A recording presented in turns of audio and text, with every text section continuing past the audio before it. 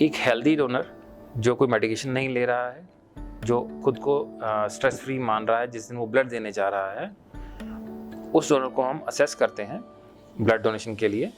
जो age criteria रहता है वो रहता है 18 साल से लेके 65 साल तक। 60 साल से 65 साल के लिए कुछ स्पेशल रिक्वायरमेंट्स रहती हैं कि डोनर रेगुलर रहे, कोई एज रिलेटेड जो बीमारियां होती हैं जैसे डायबिटीज़ है, हाइपरटेंशन है, हार्ट रिलेटेड बीमारियां रहती हैं, उनसे ग्रस्त ना हो, तो ऐसे डोनर को हम 60 से 65 की एज ग्रुप में ले लेते हैं डोनेशन के लिए। और जो प्री रेक्विजिट है, जो प्री कंडीशन रहती हैं, वो रहती हैं कि डोनर का जो वज़न है वो 45 किलो से ज़्यादा होना चाहिए, जो हीमोग्लोबिन लेवल है वो 12.5 से 17.5 के बीच में होना चाहिए, जो ब्लड प्रेशर है, जो एक नॉर्मल जो ब्लड प्रेशर रेंज होती है हमारी 90/60 से लेके 140/90 mm ऑफ मर्करी, उस रेंज के अंदर ब्लड प्रेशर आना चाहिए, और कोई रेस्पिरेटरी इलनेस ना हो जिस दिन वो ब्लड देने आया है। इन प्री रिक्विजिट कंडीशन फुलफिल करने के बाद हम डोनर को एक बेसिक क्वेश्चनेयर के साथ असेस करते हैं, और अगर डोनर फिट पाया जाता है तो उनसे हम ब्लड ले लेते हैं।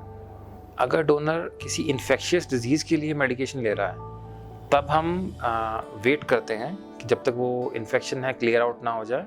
उसके बाद एक हेल्दी डेफरल पीरियड दिया जाता है 7 दिन का।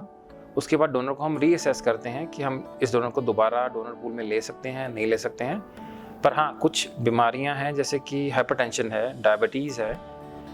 अगर कोई पेशेंट हाइपरटेंशन के लिए मेडिकेशन ले रहा है तो उसको हम देखते हैं कि उनका ब्लड प्रेशर अंडर कंट्रोल है कि नहीं है, या उनकी मेडिकेशन कंसिस्टेंटली चल रही है कि नहीं है। अगर वेरिएशन आती है रिसेंटली पास्ट में, तो ऐसे डोनर को हम ब्लड देने के लिए मना करते हैं जब तक उनका जो डोज है मेडिसिन का फिक्स ना हो जाए। इसी तरह डायबिटिक पेशेंट्स में, डायबिटिक डोनर्स में, अगर डोनर जो है वो इंसुलिन पे है और उनका ब्लड शुगर अंडर कंट्रोल नहीं है, तो ऐसे डोनर को हम ब्लड देने के लिए मना कर देते हैं। कुछ चीज़ों का ध्यान रखना ज़रूरी है जब आप प्लान करते हैं कि आप ब्लड डोनेट करना चाहते हैं।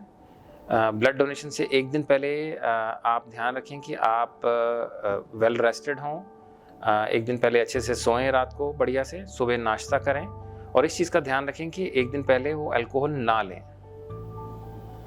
तो जब डोनर आएगा तो हम उनको देख लेंगे। ब्लड डोनेशन जब ब्लड सेंटर में कंप्लीट हो जाता है तो कुछ इंस्ट्रक्शन हम डोनर को देते हैं फॉर डोनर वेलफेयर। वो ये रहता है कि डोनर को ज़्यादा पानी लेना है, खाने के लिए कोई स्पेशल डाइट नहीं है। ये बोला जाता है कि आप एटलीस्ट घंटे के लिए खुद ड्राइव ना करें, या सेम डे लंबी ड्राइव ना करें जो 3-4 घंटे का ड्राइव है। किसी हिली एरिया में ना जाएं जहाँ पे ऑक्सीजन प्रेशर कम हो जाता है, कोई हैवी मशीनरी ऑपरेट ना करें, और सेम डे अल्कोहल ना लें। जो होल ब्लड डोनेशन है उसमें जो मेल पर्सन है वो 3 महीने के बाद ब्लड डोनेट कर सकते हैं। फीमेल में यही इंटरवल 4 महीने का है।